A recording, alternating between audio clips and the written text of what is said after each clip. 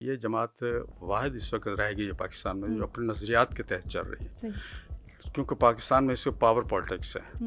کوئی بھی پارٹی ہے وہ اپنا دستور منشور کچھ چیز اس کے پاس نہیں ہے، وہ صرف پاور پالیٹکس ہے. حکومت کیسے بنانی ہے؟ آج اس پارٹی میں اسی بندے کو پکڑ کے کل اپنی پارٹی میں لے اور اپنا نشان دے دو تاکہ وہ MP بن جائے، MNA بن جائے اور حکومت بھی نہیں بن جائے. عمران خان کی حکومت کو ہٹانے کا مقصد صرف یہ تھا کہ غلط الیکشن سے وہ منتخب ہوئے تھے، ان کو لایا گیا تھا. مقصد یہ کہ عمران خان کی ذات سے بعد میں اختلاف تھا، اس کی سیاست سے اختلاف بعد میں تھا. پہلے یہ تھا کہ پاکستان کی بنیاد اگر جمہوریت ہے تو پھر یہ جمہوری سسٹم نہیں ہے. KPK کے حالات آپ کے سامنے ہیں. ہمارا قصور کیا ہے؟ KP میں ہمارا قصور کیا ہے؟ میرے 90 آدمی ایک دن میں ایک وقت میں لاشیں اٹھاتا ہوں باجوڑ سے، میرا کیا قصور ہے؟ صرف یہ قصور ہے کہ میں جمہوریت کے ساتھ کھڑا ہوں. وہ جو لوگ ہیں وہ اسلحہ بردار ہیں، وہ کہتے ہیں اسلام ایسے نہیں آئے گا، اسلام آئے گا تو بندوق کے زور پہ آئے گا. اس دفعہ 2024 کی بھی رکنی سازی 9.5 لاکھ ہے. 6 لاکھ نئے لوگ جمعیت میں شامل ہوئے ہیں جن نے پارٹی کی رکنیت پرچی کٹوا کے لیے. ایسے نہیں ہے کہ جی وہ سوشل میڈیا پہ آئے اور انہوں نے جناب لائک کر دیا اور یہ نہ پرچی کٹوائیے، پرچی کٹوائیے. اور ہم 50 روپے ہمارے ممبر سازی فیس ہوتی ہے، وہ دے کے انہوں نے ہم سے ممبر سازی لی. لیکن جب دو پارٹیوں کے سربراہ ملتے ہیں تو وہ کوئی بامقصد ملاقات ہوتی ہے، گپ شپ نہیں ہوتی، کوئی چیز ہوتی تب کوئی اس کے TRO طے ہوتے ہیں، کوئی مقاصد طے ہوتے ہیں. دوسری بات، خان صاحب تو اس وقت جیل میں بیٹھے ہوئے ہیں، ٹھیک ہے جی، اور وہ جیل سے باہر آ کے مل نہیں سکتے. ہم جیل میں جائے بھی تو کیا ملیں ان سے.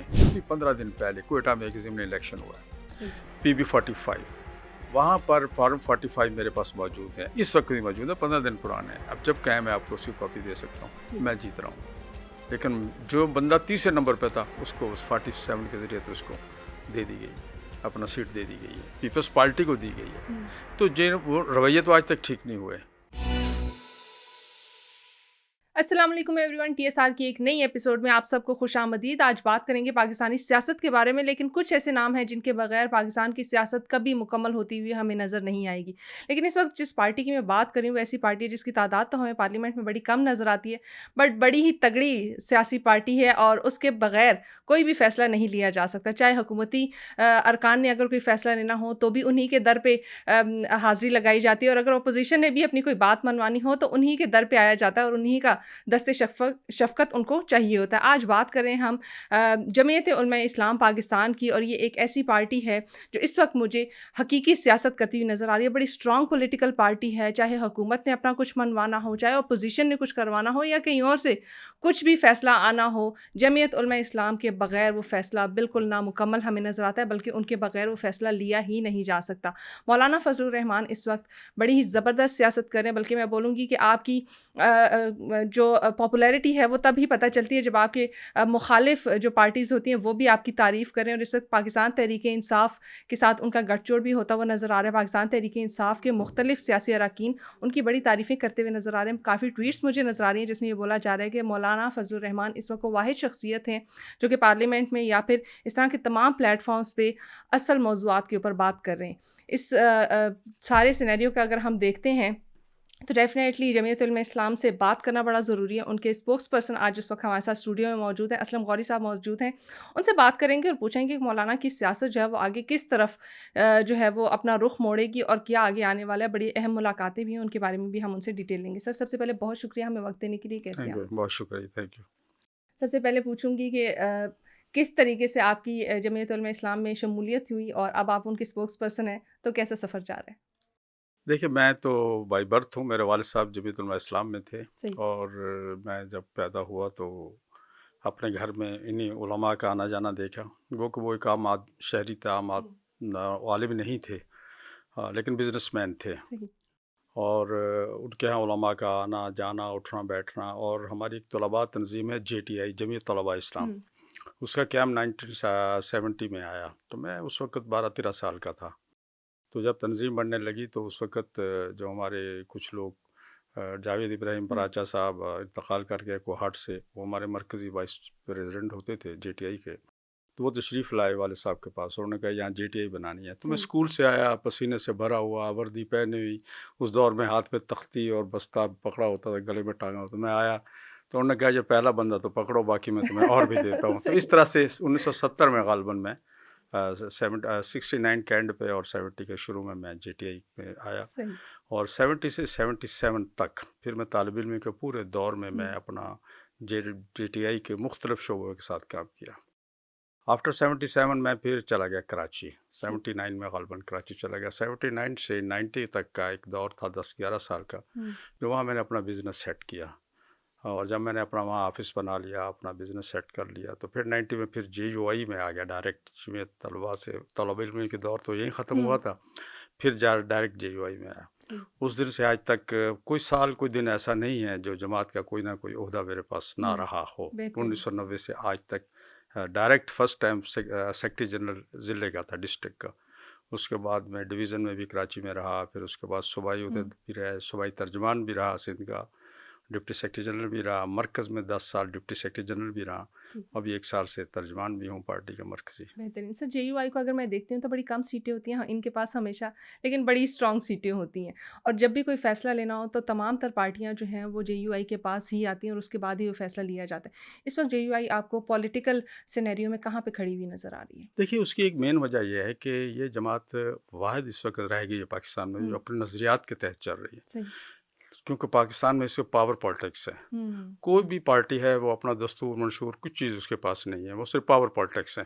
حکومت کیسے بنانی ہے، آج اس پارٹی میں اسی بندے کو پکڑ کے کل اپنی پارٹی میں لے اور اپنا نشان دے دو تاکہ وہ MP بن جائے، MNA بن جائے اور حکومت میں نہیں بن جائے.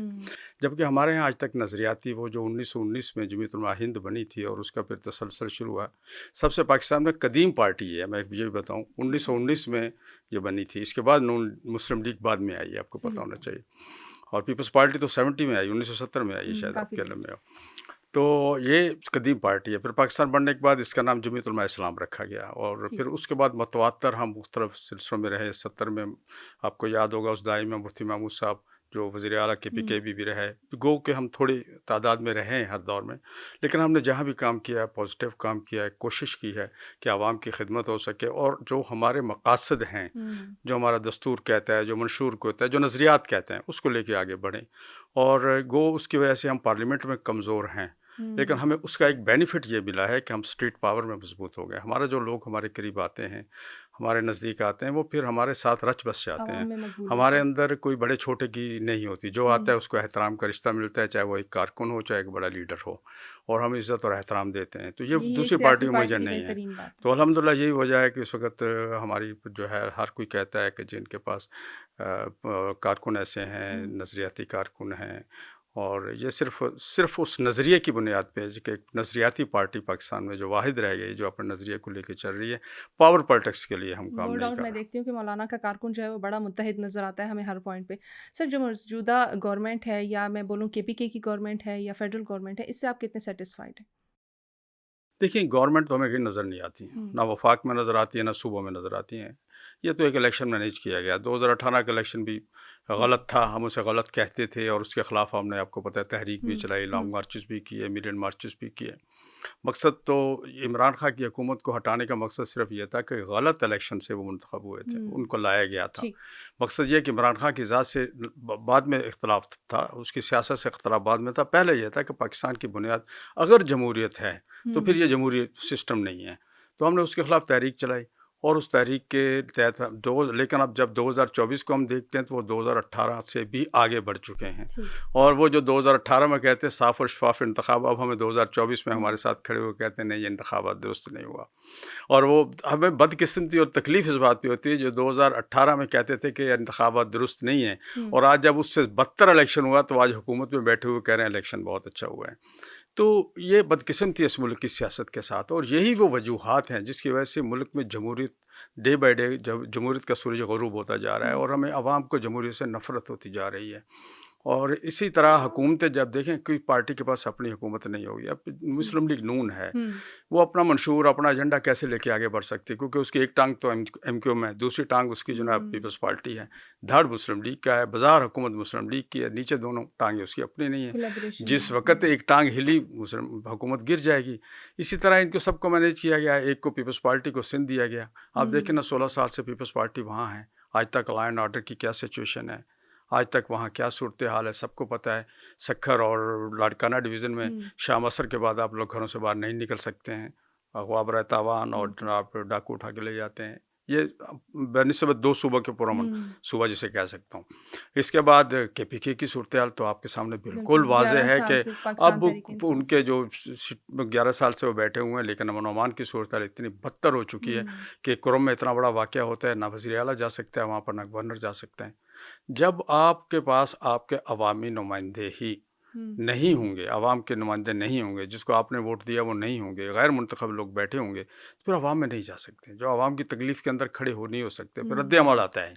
اس لیے اس وقت پورے KPK کی اور بلوچستان کی صورتحال دونوں صوبوں کی انتہائی بدتر ہے. اور چونکہ وہاں پر ایسے لوگ ہیں جو عوامی نمائندے نہیں ہیں، فارم 47 کے تحت وہ لوگ سب آئے ہوئے ہیں اور ان کو کسی نے بٹھایا ہے اور انہی کو وہ جواب دے ہیں. عوام کو وہ جواب دے بھی نہیں ہے. وہ جو قانون آتے ہیں پاس کر دیتے ہیں، وہ جو کہتے ہیں وہ شروع کر دیتے ہیں.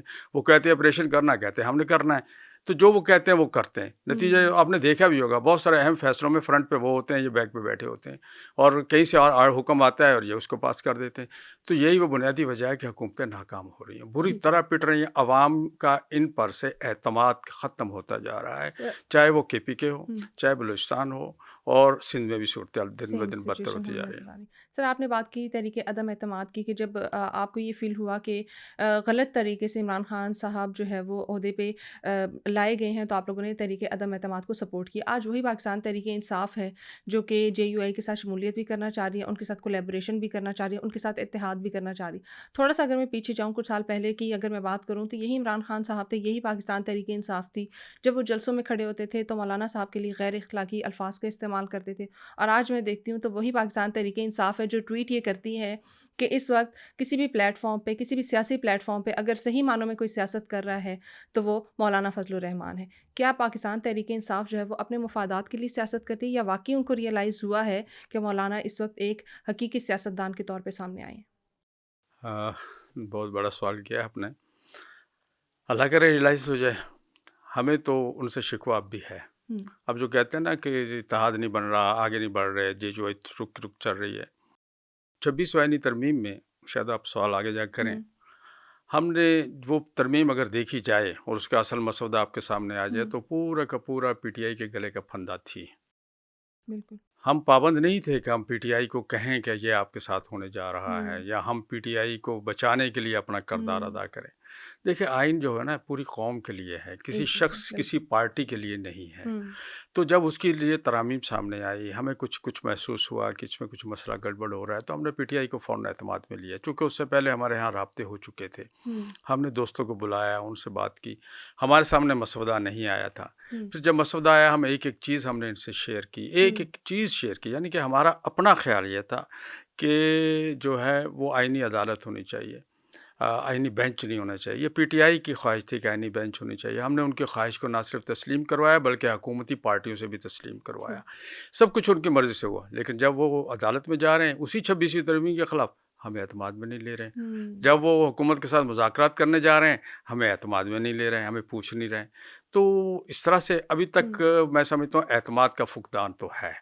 اور اسی لیے ہم قدم بقدم آگے بڑھتے ہوئے ایک سٹیپ بڑے سوچ سمجھ کے لے رہے ہیں، کیونکہ ہم اتحادوں کے بڑے مارے ہوئے ہیں، اتحادوں کے بڑے ستائے ہوئے ہیں. ہم نے اتحاد بڑے بنائے ہیں، اور اتحاد کے آخر میں ہم پھر کھڑے ہوتے ہیں، ہمارے ساتھی چھوڑ کے حکومتوں کے مزے لے رہے ہوتے ہیں.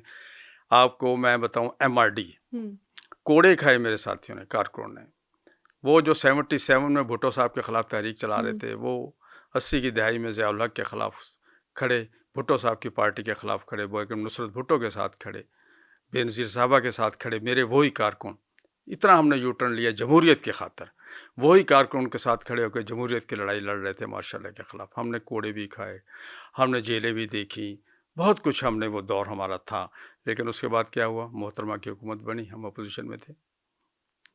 ابھی PDM میں دیکھیں کیا ہوا. سب دیکھو میرے آدھے دوستوں، مجھے تو وہ دن بھی یاد ہیں جب صدر پاکستان جو ہمارے دبئی بیٹھے ہوئے تھے، اور شہباز شریف والوں کو تو لندن تھے، مریم صاحبہ کا کمرہ جس طرح ہماری کراچی میں توڑا گیا دروازہ، ہم وہاں موجود تھے. ہم پہنچے، فوراً پہنچے تھے ہم اور مولانا صاحب. اور اسی طرح جو کچھ فریال تالپور صاحبہ کو ہاسپٹل سے اٹھایا گیا، لیکن سب بھول گئے. آج وہ حکومت میں ہیں، ہم پھر اپوزیشن میں اسی جگہ پہ کھڑے ہوئے ہیں. ہمارا سٹینڈ وہی ہے جو 2018 والا سٹینڈ تھا، ہم وہیں کھڑے ہوئے ہیں. تو اتحادوں کا ہمیں بڑا ایکسپیرینس ہے، اور اتحادوں کے ہم بڑے ڈسے ہوئے ہیں. تو ہم اس لیے بڑا پھونک پھونک کے قدم رکھ رہے ہیں۔ اسلم صاحب، کیا میں یہ کہہ سکتی ہوں کہ آپ لوگوں نے ہمیشہ اگر اتحاد کیا ہے تو اس میں دھوکہ ہی کھایا ہے؟ کیونکہ اگر میں دیکھتی ہوں تو جب پی ٹی آئی کی حکومت گرانے کی باری آئی تب بھی مولانا فرنٹ فٹ پہ ہمیں نظر آئے، 26ویں آئینی ترمیم میں بھی ہمیں وہ فرنٹ فٹ پہ نظر آئے، لیکن جو ان کے ساتھ وعدے کیے گئے تھے وہ کبھی پورے نہیں ہوئے۔ تو کیا اب آپ پاکستان تحریک انصاف کے اوپر ٹرسٹ کر سکتے ہیں؟ جیسے آپ نے تھوڑی دیر پہلے ذکر کیا کہ وہ ہم پہ اعتماد نہیں کرتے، کیا آپ لوگ ان پہ اعتماد کر سکتے ہیں کہ اگر آپ ان کے ساتھ اتحاد بناتے ہیں تو پاکستان تحریک انصاف آپ کو وہی ڈیلیور کرے گی جس کا وعدہ کیا گیا؟ دیکھیں، اتحاد جب بنتے ہیں وہ کسی مقصد کے لیے ہوتے ہیں نا۔ ہم جو کہتے ہیں نا کہ ہمیں دھوکے نہیں ملے، بس ہم اپنے مقصد پہ کھڑے ہوئے ہیں، وہ لوگ اپنی لینڈ چھوڑ کے، وہ لوگ دیکھیں صاف اور شفاف انتخابات کے لیے ہمارے ساتھ چلے تھے 2018 کے بعد تحریک چلی، 16 ماہ کی حکومت کا ہم حصہ بننے کے لیے تیار نہیں تھے، ہم عدم اعتماد کا حصہ بننے کے لیے تیار نہیں تھے۔ ہمیں یہی کہا گیا کہ حکومت بنائیں گے اور اس میں صاف اور شفاف انتخابات کے لیے قانون سازی کریں گے، اسی لیے ہم اس حکومت کا حصہ بنے۔ لیکن اس کے بعد قانون سازی بھی ہوئی، لیکن نتیجہ کیا نکلا؟ پہلے سے بدتر الیکشن 2024 میں سامنے آیا۔ لیکن تکلیف دہ بات یہ نہیں ہے کہ انہوں نے ہمیں دھوکہ دیا، انہوں نے اپنے آپ کو دھوکہ دیا۔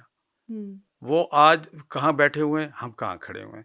ہم اسی بات پہ آج بھی کھڑے ہوئے ہیں کہ الیکشن صاف اور شفاف نہیں تھے، اس لیے کہ جمہوریت دن بدن جو اس کا جمہوریت دن بدن ختم ہوتی جا رہی ہے، جمہوری قوتیں جو ہیں وہ دن بدن معدوم ہوتی جا رہی ہیں، عوام کا جو جمہوریت سے اعتماد اٹھتا جا رہا ہے، اور لوگ اب دن بدن کسی اور طرف دیکھنے لگے ہیں۔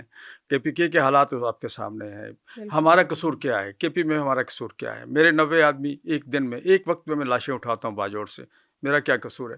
صرف یہ قصور ہے کہ میں جمہوریت کے ساتھ کھڑا ہوں۔ وہ جو لوگ ہیں وہ اسلحہ بردار ہیں، وہ کہتے ہیں اسلام ایسے نہیں آئے گا، اسلام آئے گا تو بندوق کے زور پہ آئے گا۔ میں کہتا ہوں نہیں، اسلام آئے گا تو جمہوریت سے آئے گا۔ میرا کارکن اگر شہید ہوا، وہ کہہ رہے سب سے زیادہ نشانے پہ تو آپ ہمارے ہیں، اس لیے کہ ہم بھی مولوی ہیں، آپ بھی مولوی ہیں۔ آپ جو فتویٰ ہم جاری کرتے ہیں آپ اس کا فتویٰ رد کر دیتے ہیں، ہمیں نقصان آپ دے رہے ہیں زیادہ۔ اتنا وہ ان کے خلاف یہ جو آپریشن ہے یہ نقصان نہیں ان کو دے سکتے جتنا میرا مولوی ان کو نقصان دے رہا ہے، اسی وجہ سے وہ ہمیں پھر نقصان پہنچا رہے ہیں۔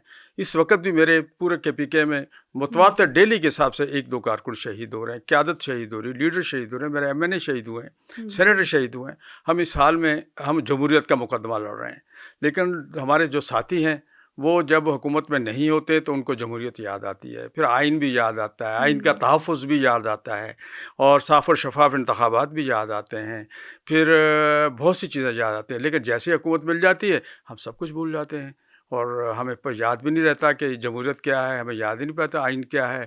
پھر ہم آئین میں ترامیم کرتے ہیں، کوئی چاہتا ہے کہ عدالت میرے کنٹرول میں آ جائے، کوئی چاہتا ہے عدالت میرے کنٹرول میں آ جائے۔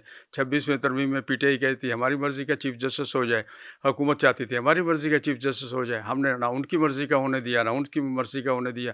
اس لیے ہو سکتا ہے ہم دونوں کے سامنے معتوب بھی ہوں اور برے بھی لگیں، لیکن ہم نے جو فیصلے کیے عوام کے لیے کیے، جمہوریت کی بہتری، کیونکہ قربانیاں میں جمہوریت کے لیے دے رہا ہوں۔ میرا لیڈر بھی جیل میں رہا ہے، مولانا فضل الرحمان لمبی عرصہ جیل میں رہا ہے۔ جیل میں جانا جمہوریت کے لیے قربانی نہیں ہوتی، جمہوریت کے لیے قربانی یہ ہوتی ہے جو ہم روزانہ لاشیں اٹھا رہے ہیں، جمہوریت کے لیے بچا رہے ہیں۔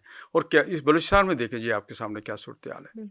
بلوچستان اور خیبر پختونخوا دونوں وہ صوبے ہیں جو اس وقت بہت زیادہ سفر کر رہے ہیں، میں بولوں گی بڑے عرصے دراز سے سفر کر رہے ہیں، کیونکہ دونوں کو ایسی حکومتیں نہیں ملی جو کہ عوام کے حقوق کے لیے کام کر سکیں۔ سر، آپ کی جتنی بھی باتیں ہوئیں، جتنا بھی آپ نے اس سوال کا جواب دیا، اس سے مجھے ایک ہی چیز ریئلائز ہو رہی ہے کہ جتنی بھی پولیٹیکل پارٹیز ہیں وہ صرف مفادات کی جنگ کرتی ہیں اور صرف اپنے لیے سوچتی ہیں رادر دین کہ وہ عوام کے لیے سوچیں یا پھر اپنے ووٹر کے لیے سوچیں۔ کیا یہ بات درست ہے؟ دیکھیے، آج پی ٹی آئی جو چیزیں مانگ رہی ہے، جو چیز کہہ رہی ہے، تو یہی چیزیں تو کل نون لیگ مانگ رہی تھی، پیپلز پارٹی مانگ رہی تھی جب ان کی حکومت تھی۔ اس وقت یہ آپ کو یاد ہوگا خود خان صاحب نے کہا تھا کہ جی فوجی عدالتیں بڑی ضروری ہیں، ٹھیک ہے، انہوں نے خود ان کی اس وقت تو سوشل میڈیا آپ لوگوں کی مہربانی سے ہر چیز کلپ سامنے آ جاتا ہے، ہم جو بات بھی کہتے ہیں آج سے 10 سال بعد آپ لے کے لیے آ جاتے ہیں کہ آپ نے یہ کہا تھا آپ نے، تو یہ ساری چیزیں سامنے ہیں۔ کل وہ آج وہ کہہ رہے ہیں نہیں فوجی عدالتیں نہیں ہونی چاہیے، تو ہم کیوں نہیں سوچتے، سیاستدان کیوں نہیں سوچتے کہ ہم بیٹھ کے ایک سب سیاستدان، سب سیاسی پارٹیاں بشمول حکومت، چونکہ سب آج نہیں کوئی کل اس کی ضرب میں آتی ہیں، میں تو آج بھی وہیں کھڑا ہوں، کل بھی وہیں کھڑا تھا، آج پی ٹی آئی میرے ساتھ کھڑی ہوئی، کل مسلم لیگ نون اور پیپلز پارٹی میرے ساتھ کھڑی تھی، ہو سکتا ہے کل پھر وہ دونوں آگے میرے ساتھ کھڑے ہو جائیں اور پی ٹی آئی حکومت میں بیٹھی ہو۔ لیکن کیا ہمیں یہ سوچنا ہوگا، کیا ہم جو کچھ بھی کر رہے ہیں ملک کے لیے اچھا کر رہے ہیں، اپنی قوم کے لیے اچھا کر رہے ہیں، اپنے عوام کے لیے اچھا کر رہے ہیں؟ عوام دن بدن جن حالات کا شکار ہے، آپ کو پتہ ہے ڈپریشن کا شکار ہے، آپ کی نئی نسل مایوسی ہے بہت زیادہ. جی یوتھ ملک چھوڑ کے بھاگ رہی ہے. کیا صورتحال، لیکن حکومت کو پتہ ہی نہیں ہے. حکومت تو بلیک میلنگ کا وفاقی حکومت صوبوں سے بلیک میل ہو رہی ہے، صوبے اس کی بات سننے کے لیے تیار نہیں. یہ 26ویں آئینی ترمیم کے ساتھ ایک مدارس کا بل آیا، وہ پاس ہوا، وہ کیسے ہوا وہ آپ کو پتہ ہے، ایکٹ بنا نہیں بنا کیا کچھ ہوا. اور لیکن اس کے بعد اب وفاقی حکومت، اس کے بعد صوبوں نے اس کو پاس کرنا تھا. آج تک وفاقی حکومت کی بات صوبائی اسمبلیاں نہیں مان رہی ہیں، صوبائی حکومتیں نہیں مان رہی ہیں. تو یہ وہ کمزوریاں ہیں جو ہمیں حکومتوں اور صوبوں کے درمیان نظر آتی ہیں، اور پھر ایسا لگتا ہے کہ حکومت کہیں اور ہو رہی ہے. یہ سب ان کے خادم ہیں جو ان کو کہا جاتا ہے، جو اس کے عمل کرتے ہیں. اسلم غوری صاحب، جیسے آپ نے کہا کہ ہر پارٹی جو ہے وہ اپنی کسی نہ کسی سٹانس پہ کھڑی ہوتی ہے، یا پھر ان کے کچھ نہ کچھ مفادات ہوتے ہیں جب وہ کسی دوسری پارٹی کے ساتھ اتحاد کرتی ہے. اگر میں دیکھوں تو پچھلے 2-3 بار جب بھی مولانا صاحب نے اتحاد کیا ہے تو ان کی ایک ہی خواہش ہوتی ہے کہ وہ صدارت کی خواہش رکھتے ہیں، اور ان کے آگے یہی جو پولیٹیکل پارٹی جس کے ساتھ وہ اتحاد کرتے ہیں ان کے ساتھ یہی ان کا معاہدہ طے ہوتا ہے کہ اگر مجھے صدارت ملتی ہے تو ہی جو ہے میں آپ کے ساتھ اتحاد کروں گا. لیکن وہ خواہش ابھی تک مجھے پوری ہوتی ہوئی نظر نہیں آ رہی. اگر پاکستان تحریک انصاف کے ساتھ اتحاد ہوتا ہے تو کیا مولانا صاحب اپنے ادھورے خواب کی دوبارہ خواہش کریں گے؟ پہلی بات تو میں عرض کروں گا، ہم نے آج تک کسی کے ساتھ کوئی ایسا معاہدہ نہیں کیا کہ صدر پاکستان ہم ہوں گے. باقی خواہشیں ایسے ہزاروں خواہشیں ایسی کہ ہر خواہش پہ دم نکلے. جب ہم اس سسٹم کا حصہ ہیں تو ہم ہر سسٹم میں رہتے ہوئے عوام کے اوپر ہمیں اعتماد ہے. عوام کے ووٹ سے جب ہم حکومت بنائیں گے تو ہمیں جو بھی ملے گا، ہماری جو اسمبلیوں کے اندر قوت ہوگی اس قوت کے اوپر ہمیں صدارت ملتی ہے، وزارت عظمیٰ ملتی ہے، وزیر بنتے ہیں، کچھ بھی بنتے ہیں، وہ ایک علیحدہ چیز ہے. لیکن کسی کے ساتھ اس پہ لی کہ جی ووٹ آپ کے ہیں، سب کچھ آپ کا ہے، اور میں صرف صدر پاکستان بن جوں تو کیسے کوئی مجھے بنائے گا اور میں کیسے بنوں گا. تو یہ اس قسم کی کچھ لوگ جو ہوتے ہیں وہ جب ان کو کچھ نہیں ملتا تو مولانا کی کردار کشی کے لیے اس طرح کی مارکیٹ میں خبریں پھینک دیتے ہیں. جو میں سمجھتا ہوں کہ مولانا فضل الرحمان کی جو شخصیت اس وقت آپ کے سامنے ہے، وہ کسی صدارت کی ضرورت نہیں ہے اس کو، وزارت عظمیٰ کی ضرورت نہیں ہے اس کو. وہ اس وقت شخصیت جو اس کی پورے ملک میں پورے عوام کے سامنے بن چکی ہے وہ کہیں اور نہیں ہے. میں اپنے کارکنوں کو اکثر کہتا ہوں، ساتھیوں کو جہاں بھی جاتا ہوں، کہ عوام آپ کی پارٹی میں گھسنا چاہ رہے ہیں، خدا کے لیے دروازے بڑے کرو، دروازے کھولو، لوگوں کو لاؤ. میں ایک بات بتاؤں آپ کو کہ ابھی پنجاب میں ہماری 5 سال بعد رکن سازی ہوتی ہے. میں واحد پارٹی ہے جو رکن سے لے کے مرکزی امیر تک تمام آدمی منتخب ہوتے ہیں باقاعدہ انتخابات کے ذریعے. یونٹ ہوتا ہے، تحصیل ہوتی ہے، پھر ضلع، پھر صوبہ، پھر مرکزی انتخابات ہوتے ہیں ہر 5 سال کے اندر. باقی کارروائی پوری کرتے ہیں ہم، پورا عملاً کر کے دکھاتے ہیں. اور پنجاب میں اس دفعہ، پچھلے دفعہ میں رکن سازی 2019 میں 3.5 لاکھ کے قریب تھی. اس دفعہ 2024 کی میں رکن سازی 9.5 لاکھ ہے. 6 لاکھ نئے لوگ جمعیت میں شامل ہوئے ہیں جنہوں نے پارٹی کی رکنیت پرچی کٹوا کے لیے.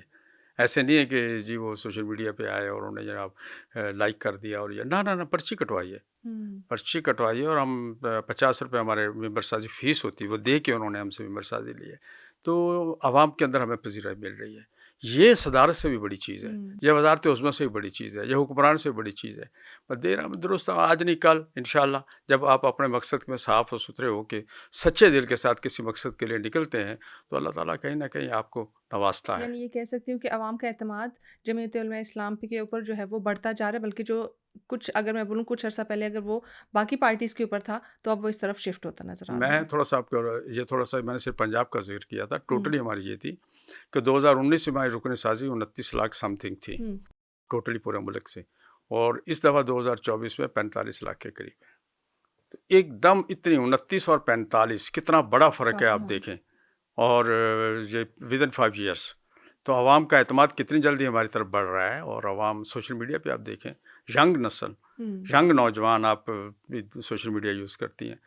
ایسے لوگ جن کو آپ تصور نہیں کر سکتی کہ یہ علماء کے ساتھ کھڑے ہوں گے. مولانا صاحب کے لیے وہ سوشل میڈیا پہ میم بناتے ہیں، دوسری چیزیں کرتے ہیں، وہ اپنا بالکل نوجوانوں کا رجحان جو ہے وہ ہمیں بدلتا ہوا نظر آ رہا ہے.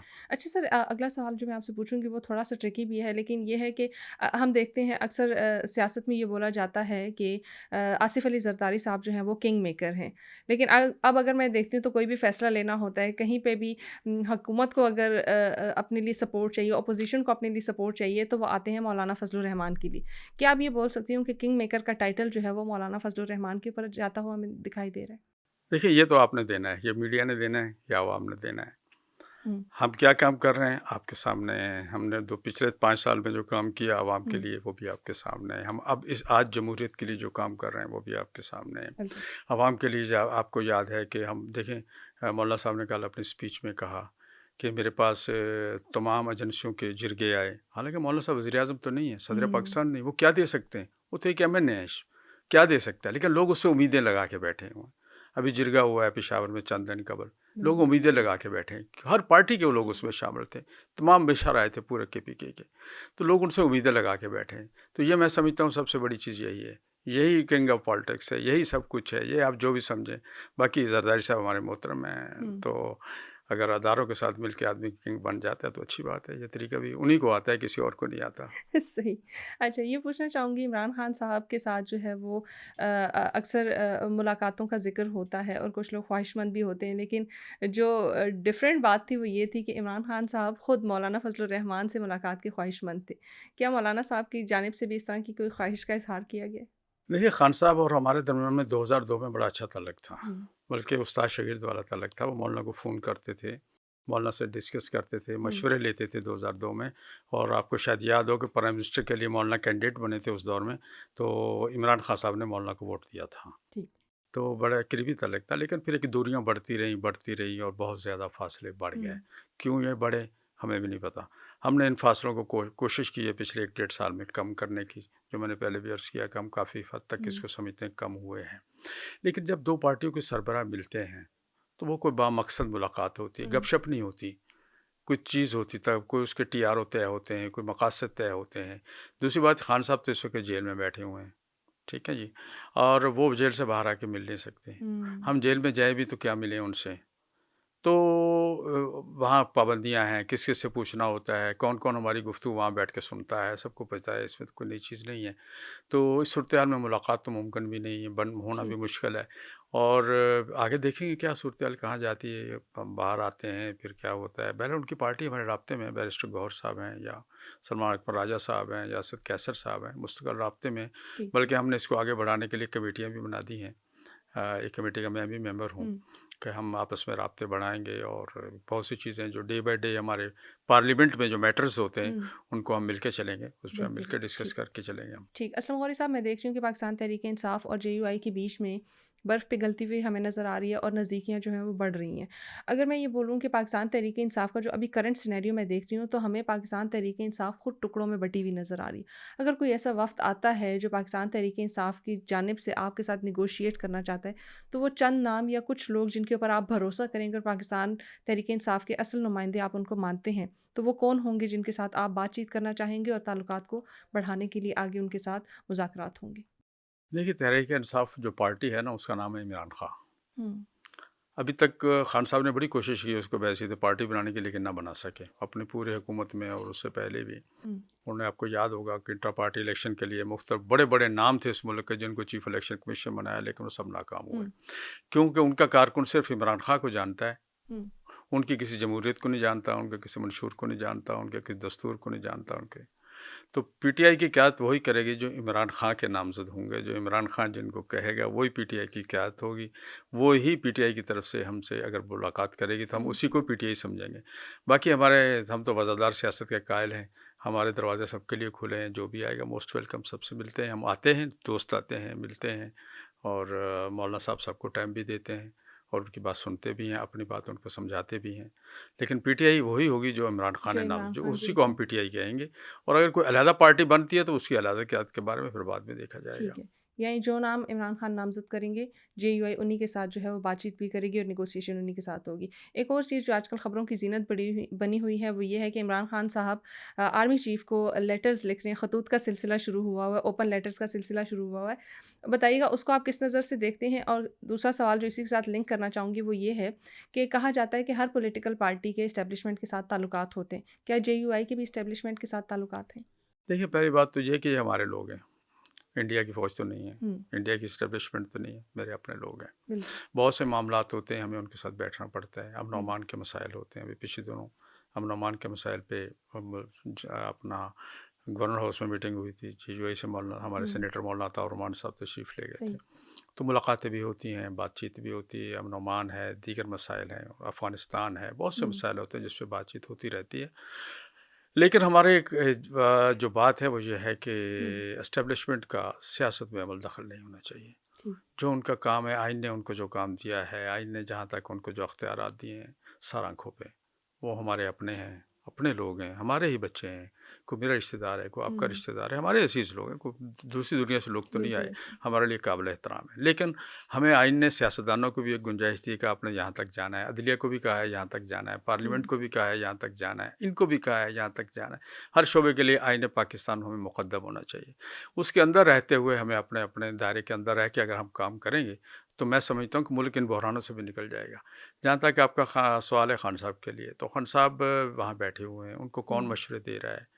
میں سمجھتا ہوں کہ ان کو جو خط لکھنے کے مقاصد کیا ہیں ان کے، اور اگر کوئی بات کرنی بھی ہے تو میں کل کسی کا شاید گوہر صاحب کو سن رہا تھا کہ ہمارے کچھ رابطے بھی ہوئے ہیں، تو رابطے تو رہتے ہیں، تو سب کے رہتے ہیں، لیکن اس طرح اوپن خط لکھنا میں سب تو سیاسی کوئی سکورنگ کرنے کے لیے کوشش کر رہے ہیں وہ، کیونکہ آگے سے والے کہتے ہیں کہ ہمیں تو ملا ہی نہیں، اگر آئے گا بھی تو ہم دیکھیں گے بھی نہیں، اگر وہ پہنچے گا تو ہم اس کو وزیر اعظم کو بھیج دیں گے. تو میرا خیال یہ ساری صورتحال کہیں اور جاتی ہے. وہ کوئی پوائنٹ سکورنگ کے چکر میں لگے ہوئے ہیں اور رزلٹ مجھے آتا ہے اس کا کچھ نظر نہیں آ رہا. اسی سے اگلا سوال جو ہے وہ اس سے لنک کرنا چاہوں گی کہ اگر پاکستان تحریک انصاف اور اسٹیبلشمنٹ کے درمیان تعلقات بہتر کرنے کے لیے کوشش کی جائے تو کیا JUI اس میں معاون ثابت ہوگی؟ دیکھیں اسٹیبلشمنٹ اور نہیں یہ کہہ سکتی حکومت اور تحریک انصاف کے درمیان، وہ بھی اس صورت میں جب دونوں پارٹیاں ہمیں کہیں، جب دونوں تیار ہوں اس کے لیے کہ بھئی آئیں ہمارے درمیان کو معاملہ درست کر دیں، حکومت اور تحریک انصاف کے دوران، تحریک انصاف بھی ہمیں اعتماد کرے، حکومت بھی اعتماد کرے، تو تیسرا فریق اسی وقت کوئی کر سکتا ہے نا. ٹھیک. جمعیت علماء اسلام اور پاکستان تحریک انصاف کا جو اتحاد ہے، اگر یہ آگے بڑھتا ہے تو کیا آپ پاکستان تحریک انصاف کو خیبر پختونخوا اسمبلی تحلیل کرنے کا مشورہ دیں گے؟ یہ ساری قبل از وقت باتیں ہیں، ٹھیک ہے نا. صرف ایک خیبر پختونخوا اسمبلی تحلیل کرنے سے فی الحال مسئلہ مجھے نظر نہیں آ رہا حل ہوتا. اس کے ساتھ پھر پارلیمنٹ میں بھی استعفے دینے ہوں گے، قومی اسمبلی سے بھی فارغ ہونا پڑے گا، اور وہاں سے بھی استعفے، پھر اس وقت حکومت کو دھچکا پہنچے گا. لیکن کیوں یہ ہم کیوں کرنے جائیں نئے انتخابات کے؟ لیکن پھر وہی بات کروں گا کہ جب تک نئے انتخابات ہمیں اعتماد نہ ہوگا صاف اور شفاف ہوں گے. الیکشن کمیشن جتنے مرضی بدل لیں، جتنے مرضی چہرے بدل لیں، یہ بھی ہمارے آج کل دوست کہتے ہیں فلاں کو الیکشن کمیشن لاؤ، فلاں کو لاؤ، فلاں کو لاؤ، کچھ نہیں ہوگا جب تک الیکشن کو اصل کنٹرول کرنے والے. دیکھیں میں آپ کو بتاؤں، ابھی 15 دن پہلے کوئٹہ میں ایک ضمنی الیکشن ہوا ہے، PB 45، وہاں پر فارم 45 میرے پاس موجود ہے، اس وقت بھی موجود ہے، 15 دن پرانے ہیں. اب جب کہیں میں آپ کو اس کی کاپی دے سکتا ہوں، میں جیت رہا ہوں. لیکن جو بندہ تیسرے نمبر پہ تھا اس کو 47 کے ذریعے تو اس کو دے دی گئی، اپنا سیٹ دے دی گئی ہے، پیپلز پارٹی کو دی گئی ہے. تو وہ رویے تو آج تک ٹھیک نہیں ہوئے. کل تک آپ جو کہہ رہے تھے غلط ہے، آج وہ آپ کے لیے تو ٹھیک ہے. نظام وہی ہے، سسٹم وہی، آپ اس سسٹم کا حصہ بن گئے ہیں. تو ہمیں یہ سسٹم ٹھیک کرنا ہوگا. جب تک کہ سسٹم کو ہم ٹھیک نہیں کریں گے، یہ میں سمجھتا ہوں کہ ملک کسی اور سائیکل ہے اور وہ اسی طریقے سے چلتا رہے. جی ہاں، چلتا رہے. ٹھیک ہے. پاکستان تحریک انصاف کی کارکردگی خیبر پختونخوا میں اس کو کس طرح سے دیکھتے ہیں؟ کیونکہ فواد چودھری صاحب سے ایک انٹرویو کے دوران انہوں نے یہ بولا کہ علی امین گنڈاپور صاحب کو صرف اس لیے لایا گیا ہے کہ وہ عمران خان کو رہا کریں، رادر دین کہ وہ عوام کے لیے کام کریں یا عوامی حقوق کی بات کریں یا عوام کے لیے کوئی کارکردگی دکھائیں. کیا آپ اس بات سے متفق ہیں؟ میں تو تھوڑا سا آگے جاؤں گا. میں کہتا ہوں پہلی بات تو یہ کہ تحریک انصاف نے جو وہاں پر کام 10-15 سال میں ہوا ہے، وہاں کوئی کام نہیں ہوا ہے، کچھ بھی نہیں ہے. اور جو اس وقت صورتحال خراب ہے وہ علی امین ہی کی وجہ سے ہے، اور ان کے پاس گڈ گورننس نہیں ہے، وہ وہاں سنبھال نہیں پا رہے ہیں، اور اس سے PTI کو متواتر نقصانات ہو رہے ہیں. یہی وجہ کہ ان کو پریزیڈنٹ کی بھی تبدیل کرنا پڑا ہے وہاں پر. اور PTI کو اس کو خصوصی طور پہ، کیونکہ وہ زیادہ تر بیس کر رہی ہے KPK پہ، تو PTI کو اس پہ تھوڑی سی توجہ دینی ہوگی اپنے صوبے پہ، کیونکہ اس وقت سب سے زیادہ لا اینڈ آرڈر کی صورتحال خراب ہے. تو نمبر 1 پہ KPK ہے، اور وہ وزیر اعلیٰ بیچارہ خود کرک بھی نہیں جا سکتا ہے، اس پوزیشن میں ہے. آپ اور میں تو کیا جائیں گے. تو جب یہ ساری صورتحال ہے تو اس میں سمجھتا ہوں PTI کو توجہ دینی ہوگی، KPK کو، اگر اسے اپنی بقا کی جنگ، جمہوریت کی جنگ لڑنی ہے. تو اس سے نہیں کہ کون وزیر اعلیٰ رہے یا نہ رہے، بہر بحثیت پارٹی وہاں پر عوام کے لیے کچھ ہی، ہم خصوصاً امن و امان، باقی تو روزگار اور دیگر مسائل پورا اسلام آباد KPK والوں نے بھر دیا ہے. جب وہاں مسائل ہیں تو لوگ بھاگ رہے ہیں نا.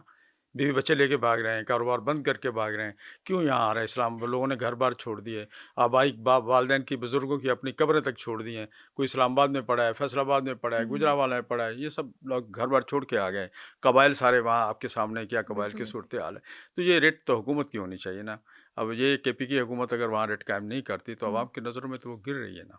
تو اس لیے میں سمجھتا ہوں کہ پی ٹی آئی کو اس وقت سب سے زیادہ نقصان جو پہنچا رہی ہے شاید حکومت اور اسٹیبلشمنٹ نہیں، کے پی کی حکومت پہنچا رہی ہے۔ ٹھیک ہے۔ اچھا، خیبر پختونخوا کی اگر ہم بات کرتے ہیں تو امن و امان کی صورتحال ہمیں اس طرح سے بہتر ہوتی ہوئی نظر نہیں آ رہی، بلکہ مزید جو ہے وہ خراب ہوتی ہوئی نظر آ رہی ہے۔ دوسری جانب ہمارا ہمسایہ ملک افغانستان، جن کے ساتھ ہمارے بڑے برادرانہ تعلقات تھے، پچھلے 1-1.5 سال سے میں دیکھ رہی ہوں کہ ان کے ساتھ بھی وہ تعلقات میں کوئی بہتری نظر نہیں آ رہی یا کوئی پازیٹیو چیز نہیں نظر آ رہی، بلکہ افغانستان کی طرف سے جو رویہ ہے وہ بھی سخت ہوتا ہوا نظر آ رہا ہے۔ اس کو آپ کس طرح سے دیکھیں؟ دیکھیے میں وہی سمجھ رہا ہوں نا کہ یہ معاملات جو ہیں ہم کہیں اور لے کے جا رہے ہیں۔ ہم کل تک ہم یہی کہتے ہیں کہ یہ پرو پاکستان ہے، یہ لوگ پرو پاکستان ہیں، ہم ان کے لیے لڑ رہے تھے، ان کے لیے ہم نے یہاں پر اتنا عرصہ جنگ لڑی ہے، سارا کچھ کیا ہے۔ دیکھیں ہم نے پرویز مشرف صاحب کے دور میں پالیسی کا یو ٹرن لیا، اور یو ٹرن لے کے ہم نے سارے ہوائی اڈے اپنے امریکہ کو دیے جو اس ایریے کے تھے، آپ نے دیکھا ہوگا۔ تو وہ جا کے بمبارمنٹ کہاں کر رہے تھے؟ افغانستان میں کر رہے تھے نا، انہی طالبان پہ کر رہے تھے۔ کبھی انہوں نے ہم سے شکوہ کیا؟ کبھی نہیں کیا نا۔ اگر ان کا کوئی ایک آدھ آدمی آپ کو یہاں مارا جاتا ہے دہشت گردوں کی لسٹ میں، اور آپ ان سے حکومت ٹو حکومت شکوہ کرنا شروع کر دیتے ہیں، تو ان کا گلہ بھی تو ہے۔ ہمیں اس پہ دیکھیں، یہ پھر میں وہی کہوں گا، یہ فیصلے سیاستدانوں کو کرنے دیں۔ مولانا صاحب گئے تھے، وہاں دورہ کیا تھا انہوں نے، جو مولانا صاحب نے حکومت پاکستان کی مرضی سے گئے تھے، اسٹیبلشمنٹ سے ملاقات کر کے گئے تھے، وزارت خارجہ سے بریفن لے کے گئے تھے، اور جو یہ کہتے تھے الحمدللہ مولانا صاحب نے ساری باتیں وہاں ان سے طے کر لی تھی اور فائنل کر لی تھی اور کر کے آئے تھے۔ پھر اس پہ عمل درآمد آپ نے کیوں نہیں کیا؟ آپ کس کے کہنے پہ چل رہے ہیں؟ میں سمجھتا ہوں عالمی مالیاتی اداروں کا دباؤ پاکستان میں اتنا بڑھ گیا ہے، ہم کہیں بھی اپنے آپ کو آزاد نہیں کہہ سکتے، اور عالمی مالیاتی اداروں کے پیچھے وہی امریکہ ہے، اور جو امریکہ چاہتا ہے ہم مجبور ہو کے عالمی مالیاتی اداروں سے فنڈنگ لینے کے لیے، قرضہ لینے کے لیے، پھر ان کی شرائط پہ ہم چلتے ہیں، اور یہ ہمارے لیے پاکستان کے مستقبل لیے انتہائی خطرناک ہے کہ ہم کوئی افغانستان کے ساتھ جنگ کریں، بیٹھ کے افغانستان معاملات طے کریں۔ میں سمجھتا ہوں جب 30-40 سال وہ ہمارے ساتھ اکٹھے رہے ہیں، ہمارے مہمان رہے ہیں، ہمارے ہاں قیام کیا انہوں نے، تو وہ ہمارے دشمن نہیں ہو سکتے۔ لیکن یہ جو چھوٹے موٹے اختلافات پیدا ہو رہے ہیں، ان کو کور کرنے کے لیے بہتر ہے کہ ہمیں آپس میں بیٹھنا چاہیے۔ ٹھیک ہے۔ پاکستان اور افغانستان کے تعلقات کو بہتر کرنے کے لیے کیا جرگے کا قیام ایک بہترین لائے عمل ہوگا؟ میں نے کہا ہم نے تو مولانا فضل الرحمان ہی کافی ہیں، جرگوں کے چکر میں کیوں پڑتی ہیں؟ اب اتنا لمبا چوڑا کیوں کرتے؟ مولانا صاحب جو کر کے آئے ہیں، جو ان سے بات کر کے آئے ہیں، اسی پہ آپ عمل درآمد کر لیں۔ حکومت کیوں نہیں کر رہی؟ کیا ان کی مجبوریاں ہیں؟ قوم کو بتائیں، بھیجا بھی انہوں نے تھا، ریکویسٹ بھی ان کی تھی، گو کی دعوت ان کی تھی، لیکن جب گئے تو پھر ان کے مہمان ان کی طرف سے چلے گئے تھے بن کے، سارا کچھ ان کے کہنے پہ سب کچھ ہوا۔ تو مسئلہ یہ ہے کہ نیت کی درستگی کا ہے۔ اگر ہم صحیح ہم کہیں کہ ہم نے یہ کرنا ہے تو انشاءاللہ کوئی ایسا ایشو نہیں ہو جائے گا۔ یعنی افغانستان اور پاکستان کے تعلقات بہتر کرنے کے لیے مولانا صاحب ثالث کا کردار ادا کر سکتے ہیں۔ ہم نے ہمیشہ کیا ہے، اور ہم بھی آج بھی کرنے کے لیے تیار ہیں۔ وہ ہمارا برادر اسلامی ملک ہے، اور ہمیں ان سے نہیں لڑنا ہے۔ ہمیں اپنی ایک طرف انڈیا ہے ہمارے سامنے، ہم مستقل آج سے 76 سال سے ان سے لڑ رہے ہیں، اور دوسری طرف ہم افغانستان سے بھی لڑائی شروع کر دیں تو مناسب نہیں ہے۔ ہم اتنے مضبوط ملک نہیں ہیں، نہ اتنا بڑا مضبوط ملک رشیا کا کیا شروع ہوا آپ کے سامنے ہے، تو ہمیں اب کسی کی لڑائی خود نہیں لڑنی چاہیے۔ بالکل، یہ بہترین کہا جاتا ہے کہ افغانستان کا امن پاکستان کے ساتھ جڑے اور پاکستان کا امن افغانستان کے ساتھ جڑے، اور اسی طریقے سے دونوں کی ممالک کی ترقی بھی ایک دوسرے کے ساتھ جڑی ہے، تو بہتر ہے کہ دونوں اچھے تعلقات قائم کریں۔ سر لاسٹلی ایک کویشچن پوچھوں گی، پرویز خٹک صاحب کی مولانا فضل الرحمان سے ملاقات ہوئی ہے، اس ملاقات کا مقصد کیا تھا اور اس ملاقات میں کن موضوعات کے اوپر بات ہوئی؟ دیکھیں، جب دو سیاستدان ملتے ہیں تو موضوع تو سارے چھڑتے ہیں، ہر موضوع پہ بات ہوئی ہے۔ ان کی سابقہ پالیٹکس پہ بات ہوئی ہے، ان کی موجودہ پالیٹکس پہ بات ہوئی ہے۔ تو اصل میں پرابلم ان کا لیاقت خٹک صاحب ان کے بھائی ہیں، وہ جمعیت علماء اسلام میں شامل ہوئے تھے جب یہ پی ٹی آئی میں تھے، اور وہ جمعیت کا وہاں ان کے مقابلے پہ لڑتے بھی رہے۔ اب دونوں بھائیوں کے درمیان میں ایک صلح ہو گئی ہے، اور 22 تاریخ کو وہ ایک جرگے کی صورت میں اعلان بھی کرنے جا رہے ہیں اس صلح کا۔ تو لیاقت خٹک صاحب اور پرویز خٹک صاحب دونوں بھائی مولانا صاحب کے پاس آئے تھے دعا لینے کے لیے کہ اللہ تعالیٰ نے ہم دونوں کو ایک کیا ہے، ہمارے اختلافات دور کیے، ہم آپ سے دعا لینے آئے ہیں کہ اللہ تعالیٰ ہمیں جو ہے مزید آگے ہمارے اندر باہمی محبت اور پیار میں اضافہ ہو. تو اس حد تک ملاقات تھی، اور اس کے بعد اگر کسی اور کی کوئی خواہش ہے تو میں اس سے زیادہ کچھ نہیں کہہ سکتا. کیا یہ چانسز نظر آ رہے ہیں کہ پرویز خٹک صاحب جو ہے وہ JUI میں شمولیت اختیار کر لیں؟ آنے والے کل کے بارے میں کچھ نہیں کہہ سکتا، لیکن آج فی الحال یہ سوچ نہیں ہے. ٹھیک سر، بہت شکریہ ہمیں وقت دینے کے لیے، TSR کا حصہ بننے کے لیے، اور اتنی پازیٹیولی جو ہے وہ ٹاپکس کو ڈسکس کرنے کے لیے. لاسٹلی ہماری یوتھ کے لیے ایک میسج. دیکھیں، یوتھ ہی وہ ہے جس کو آگے بڑھنا ہے. کل میں یوتھ تھا، آج آپ یوتھ ہیں، کل آگے اور بچے ہوں گے، یوتھ ہوں گے. پاکستان ہم نے سنبھالنا ہے، اور پاکستان ہمارا دیش ہے. ہم پاکستان کی میجارٹی جو ہے پاکستان سے باہر جا کے نہیں رہ سکتی، یہیں رہتی ہیں. ہم نے بھی یہیں رہے ہیں، ساری عمر یہاں ہی گزاری ہے. تو ہمیں پاکستان کے لیے سوچنا ہوگا، کسی شخص کے لیے، کسی پارٹی کے لیے نہیں. ہمیں پاکستان کے لیے سوچنا ہوگا، پاکستانی بننا ہوگا، اپنے وطن کے لیے سوچنا ہوگا، اور ملک کے لیے سوچنا ہوگا. میں سمجھتا ہوں یہ سوچ اگر ہم لے کے آگے بڑھیں گے تو انشاءاللہ یوتھ نے ہی پاکستان سنبھالنا ہے. ہو سکتا ہے جہاں میں بیٹھا ہوں کل آپ بیٹھی ہوں اس سیٹ پہ، تو یہ یوتھ ہی اس ملک کی وارث ہے، اس کو آگے بڑھنا ہوگا. نو ڈاؤٹ یوتھ جو ہے وہ پاکستان کا بھی ایک قیمتی اثاثہ ہے، اور ہر ملک کا قیمتی اثاثہ جو ہے وہ نوجوان ہی ہوتے ہیں. Sir once again thank you so much ہمیں ٹائم دینے کے لیے اور TSR کا حصہ بننے کے لیے. TSR کے ساتھ جڑے رہیے، ہمیں ہمارے تمام سوشل میڈیا پلیٹ فارمز پہ فیڈ بیک دینا نہ بھولے گا. مجھے، میری ٹیم کو، اور بالخصوص پاکستان کو دعاؤں میں یاد رکھیے گا. اللہ حافظ.